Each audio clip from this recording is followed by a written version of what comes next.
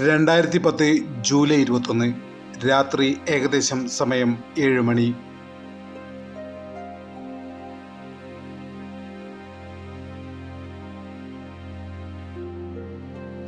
വൈകുന്നേരം സൊറ പറഞ്ഞിരിക്കുന്ന നാട്ടുകാരുടെ കണ്ണിൽ പെട്ടെന്നാണ് ആ കാഴ്ച ഉടക്കിയത്. ആലപ്പുഴ പള്ളാത്തുരുത്തി ആറ്റിൽ ഒരു മൃതദേഹം പൊങ്ങി വന്നത് നാട്ടുകാരുടെ ശ്രദ്ധയിൽപ്പെട്ടു.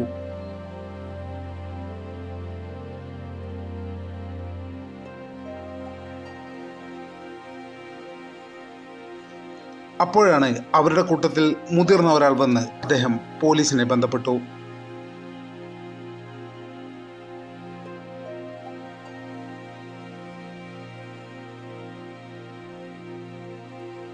വിവരമറിഞ്ഞെത്തിയ പോലീസ് മൃതദേഹം പാക്ക് ചെയ്ത ആ ബാഗ് കരയിലെത്തിച്ചു. പരിശോധന ആരംഭിച്ചു.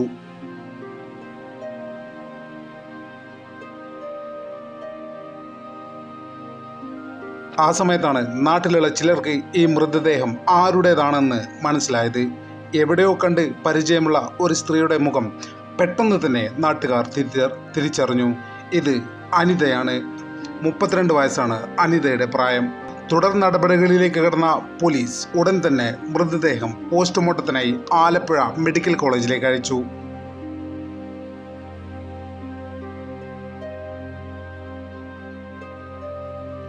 അടുത്ത ദിവസം തന്നെ പോസ്റ്റ്മോർട്ടം റിപ്പോർട്ട് കിട്ടിയ റിപ്പോർട്ട് വായിച്ച പോലീസ് അക്ഷരാർത്ഥത്തിൽ ഞെട്ടിപ്പോയി. കൊല്ലപ്പെട്ട അനിത എന്ന 32 വയസ്സുകാരി 6 മാസത്തോളം ഗർഭിണിയായിരുന്നു. ആരാണ് കൊല്ലപ്പെട്ട അനിത? ഭർത്താവിനെയും 2 കുഞ്ഞുങ്ങളെയും പിരിഞ്ഞ് ഒറ്റക്ക് താമസിക്കുന്ന ഒരു സ്ത്രീയായിരുന്നു അനിത. ഭർത്താവിനെ പിരിഞ്ഞിരിക്കുന്ന ഒരു സ്ത്രീ ഗർഭിണിയായിരിക്കെ ജീവിതത്തിൽ നേരിടരുമെന്ന പ്രയാസങ്ങളായിരിക്കാം അവരെ ആത്മഹത്യയിലേക്ക് പ്രേരിപ്പിച്ചത് എന്നായിരുന്നു പ്രാഥമിക നിഗമനം. എന്നാൽ പോസ്റ്റ്മോർട്ടം റിപ്പോർട്ടിൽ കൊലപാതക സാധ്യത തെളിഞ്ഞു.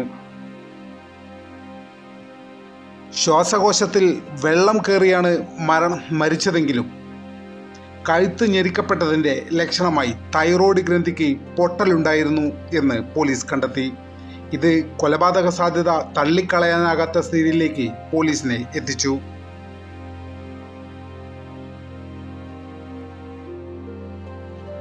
തുടർന്ന് അനിതയുടെ ഫോൺ കോളുകൾ കേന്ദ്രീകരിച്ച് പോലീസ് അന്വേഷണം ആരംഭിച്ചു. അങ്ങനെയിരിക്കെയാണ് അനിതക്ക് പ്രബീഷ് എന്ന വ്യക്തിയുമായി ദീർഘനേരം സംസാരിച്ചതിൻ്റെ ചില തെളിവുകൾ പോലീസിന് ലഭിക്കുന്നത്. ഉടൻ തന്നെ പോലീസ് പ്രബീഷിന്റെ നമ്പറിലേക്ക് ബന്ധപ്പെട്ടു. നിർഭാഗ്യവശാൽ ആ ഫോൺ നമ്പർ സ്വിച്ച് ഓഫ് ആയിരുന്നു. പ്രബീഷിന്റെ ഫോൺ സ്വിച്ച് ഓഫ് ആയതിനാൽ ഫോണിന്റെ IMEI ട്രാക്ക് ചെയ്യാൻ പോലീസ് തീരുമാനിച്ചു. അങ്ങനെ IMEI ട്രാക്ക് ചെയ്ത് പോലീസ് എത്തിച്ചേർന്നത് ആലപ്പുഴയിലെ ഒരു ചെറിയ മൊബൈൽ ഷോപ്പിലായിരുന്നു.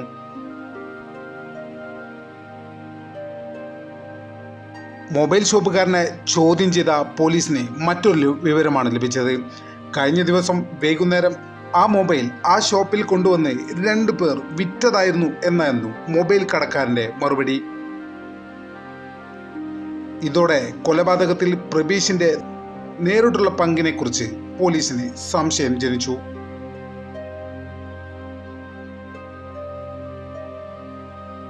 പോലീസിന്റെ അന്വേഷണം മറ്റു ദിശയിലേക്ക് കൂടി വ്യാപിച്ചു.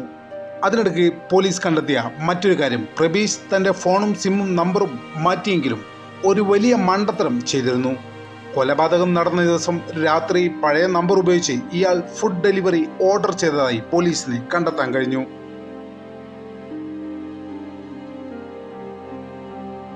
ഈ ഓർഡർ നൽകിയ വിലാസത്തിൽ അന്വേഷിച്ചെത്തിയ പോലീസ് ചില കാര്യങ്ങൾ മനസ്സിലാക്കി.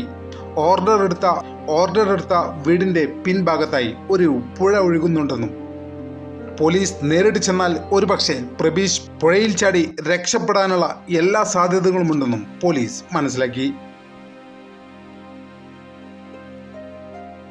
തുടർന്ന് പോലീസ് മറ്റൊരു വിദ്യയാണ് കണ്ടുപിടിച്ചത്. ഫുഡ് ഇൻസ്പെക്ടറുടെ വേഷത്തിൽ പ്രബീഷിന്റെ വീട്ടിലേക്കെത്തിയ SI പ്രബീഷിനോടായി പറഞ്ഞു, താങ്കൾ കഴിഞ്ഞ ദിവസം ഓർഡർ ചെയ്ത ഫുഡിൽ വിഷാംശമുണ്ടായിരുന്നു. നിരവധി പേർ അതേ റെസ്റ്റോറൻറ്റിൽ നിന്ന് കഴിച്ച നിരവധി പേർ ഇതിനോടകം തന്നെ ആശുപത്രിയിലാണെന്നും താങ്കളും ഉടനടി ആശുപത്രിയിൽ ചികിത്സ നേടാൻ തയ്യാറാകണമെന്നും പോലീസ് ഫുഡ് ഇൻസ്പെക്ടർ വേഷത്തിൽ വന്ന് പ്രബീഷിനെ ബോധ്യപ്പെടുത്തി.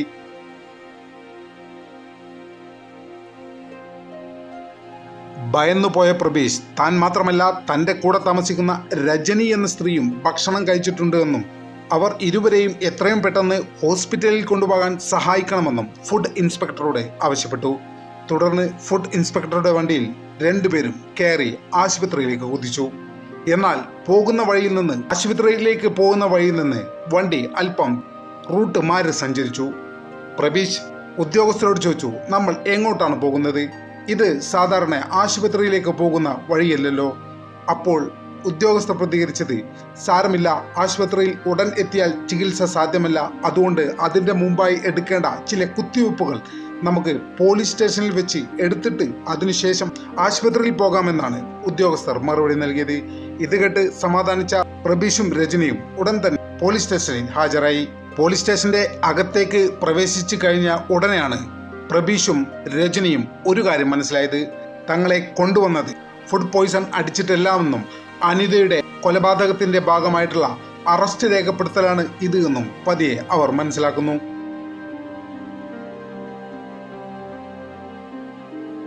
അനിതയുടെ കൊലപാതകം ആദ്യം അവർ നിഷേധിച്ചെങ്കിലും പോലീസിന്റെ ശക്തമായ സൽക്കാരത്തിനൊടുവിൽ അവർക്ക് അവസാനം സമ്മതിക്കേണ്ടി വന്നു.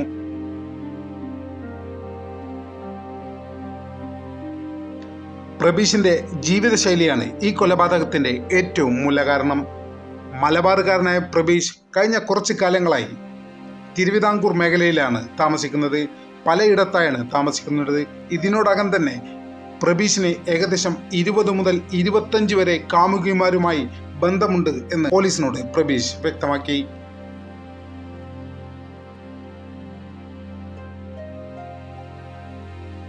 ഇക്കാര്യങ്ങളെല്ലാം മനസ്സിലാക്കിക്കൊണ്ട് തന്നെയാണ് പ്രബീഷിന്റെ കൂടെ അറസ്റ്റ് ചെയ്ത രജനി പ്രബീഷിനൊപ്പം ജീവിതം ആരംഭിച്ചത്.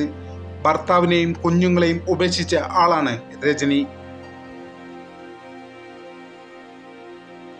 പ്രബീഷിന്റെ മറ്റു ബന്ധങ്ങളിൽ അസ്വസ്ഥത ഉണ്ടെങ്കിലും രജനിക്ക് ഒരു നിർബന്ധം മാത്രമായിരുന്നു ഉണ്ടായിരുന്നത്. അവർ താമസിക്കുന്ന വീട്ടിൽ അവർ രണ്ടുപേരും മാത്രമേ പാടുള്ളൂ എന്നും മൂന്നാമതൊരാൾ ഉണ്ടാകാൻ പാടില്ല എന്ന നിർബന്ധത്തിന്റെ പേരിൽ അവർ ലിവിംഗ് ടുഗദർ തുടരുകയായിരുന്നു.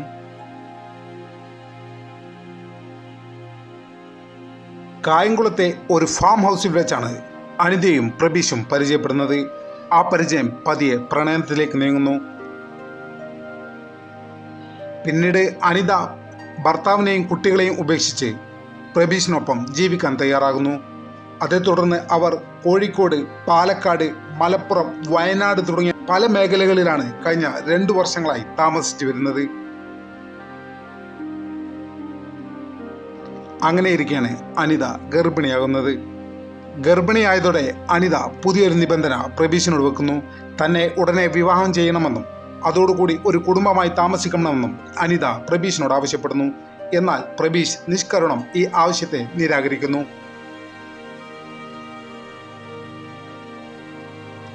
ഈ വിഷയങ്ങളെല്ലാം ഒരു ഘട്ടത്തിൽ രജനിയോട് പങ്കിട്ട പ്രബീഷ് അനിതയെ കൂടെ രജനിയുടെ വീട്ടിലേക്ക് കൂട്ടിക്കോട്ടെ എന്ന് രജനിയോട് സമ്മതത്തിനായി കാത്തു നിൽക്കുന്നു.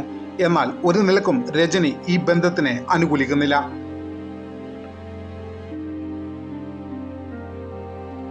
ഇതോടെ മറ്റു മാർഗങ്ങൾ പ്രബീഷിന് തേടേണ്ടി വരുന്നു. അങ്ങനെയാണ് രജനിയും പ്രബീഷും ഗർഭം അലസിപ്പിക്കാനുള്ള മാർഗങ്ങൾ തേടി ചങ്ങനാശ്ശേരിയിലെ ഹോസ്പിറ്റലിൽ എത്തിയത്. പക്ഷേ അനിത ഒരിക്കലും അതിന് തയ്യാറല്ലായിരുന്നു. അനിത ജീവിച്ചിരുന്നാൽ തങ്ങൾക്ക് ഒരുമിച്ച് സന്തോഷമായി ജീവിതം മുന്നോട്ട് കൊണ്ടുപോകാൻ സാധിക്കില്ല എന്ന് ഇതിനോടകം തന്നെ രജനിയും പ്രബീഷും തിരിച്ചറിയുന്നു.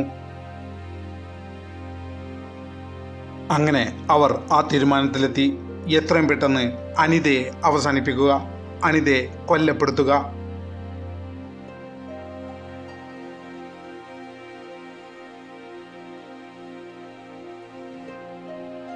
ജൂലൈ 9 വൈകുന്നേരം 4 മണിയോടെ പ്രബീഷ് അനിതയെ രജനിയുടെ വീട്ടിലേക്ക് വിളിച്ചു കൊണ്ടുവന്നു. രജനിയെ തൻ്റെ അടുത്ത സുഹൃത്തായി പ്രബീഷ് അനിതയ്ക്ക് പരിചയപ്പെടുത്തി. തുടർന്ന് അവർ 3 പേരും ഒരുപാട് നേരം ഇരുന്ന് സംസാരിച്ചു. രാത്രിയോടെ 3 പേരും ഒന്നിച്ചിരുന്ന് ഭക്ഷണം കഴിച്ചു. പാതിരാത്രിയോടെ 3 പേരും ഒന്നിച്ചുറങ്ങി, ഒന്നിച്ച് ലൈംഗിക ബന്ധത്തിലേർപ്പെട്ടു.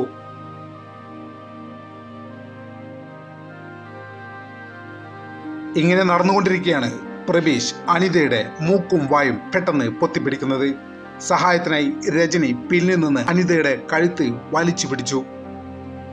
തുടർന്ന് 6 മാസം ഗർഭിണി കൂടിയായ അനിതയുടെ കഴുത്തിന് പ്രബീഷ് ശക്തമായി ഞെരുക്കി. അനിതയുടെ ബോധം പോയി. പക്ഷേ രജനിയും പ്രബീഷും വിചാരിച്ചത് അനിത ഇതിനോടകം മരണപ്പെട്ടു എന്നാണ്. തുടർന്ന് അനിതയുടെ മൃതദേഹം ഒരു ബാഗിലാക്കിയ ശേഷം രജനിയും പ്രബീഷും രജനിയുടെ സ്വന്തം വെള്ളത്തിൽ മൃതദേഹം ഉപേക്ഷിക്കാനായി കായലിലൂടെ യാത്ര ചെയ്തു. ഏതാണ്ട് കായലിന്റെ പകുതി എത്തിയതോടെ ചെറിയ വെള്ളം ആയതുകൊണ്ട് തന്നെ വെള്ളം മറയുകയുണ്ടായി. പ്രബീഷും രജനിയും നീന്തിക്കയറി. ബോധം പോയ അനിത ആഴങ്ങളിലേക്ക് ആണ്ടുപോയി. നീന്തിക്കയറിയ ഇരുവരും പെട്ടെന്ന് തന്നെ ഫോൺ ഉപേക്ഷിച്ച് രക്ഷപ്പെടാനാണ് ശ്രമം നടത്തിയത്. പക്ഷേ ഫുഡ് ഓർഡർ ചെയ്ത ആപ്പിലൂടെ കൊടുത്ത വിവരങ്ങളുടെ അടിസ്ഥാനത്തിൽ പോലീസ് ഇവരെ ട്രാക്ക് ചെയ്തു.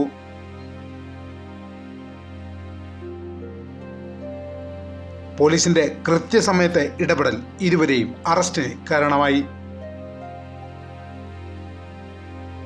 ഇരുവരും തമ്മിലുള്ള ബന്ധം ഏത് തരത്തിലായിരുന്നു എന്നുള്ളതിൽ വ്യക്തതയില്ലെങ്കിലും കേരളത്തെ സംബന്ധിച്ചിടത്തോളം ഏറ്റവും കൂടുതൽ വലിയ രീതിയിൽ നടുക്കമുണ്ടാക്കിയ ഒരു കേസായിരുന്നു കൈനഗിരി അനിത കൊലക്കേസ്.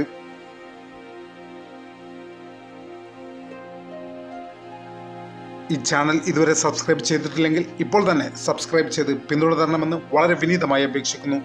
മറ്റൊരു വീഡിയോയുമായി ഒട്ടും വൈകാതെ തന്നെ കാണാമെന്ന പ്രതീക്ഷയോടെ തൽക്കാലത്തേക്ക് ഇവിടെ പറയുന്നു. നന്ദി.